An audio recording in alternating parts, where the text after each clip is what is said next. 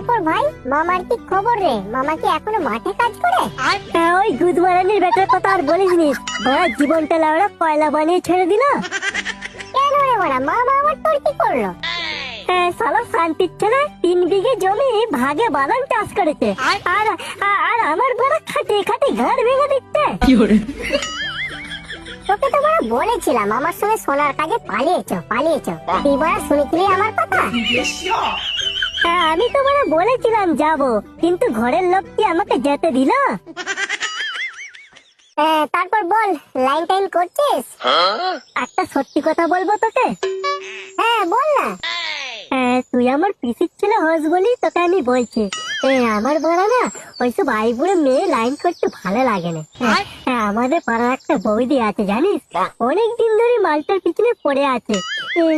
কিন্তু ভাতাটার ভয়ে আমি বৌদিটাকে কিছু বলতে পারিনি জানিস।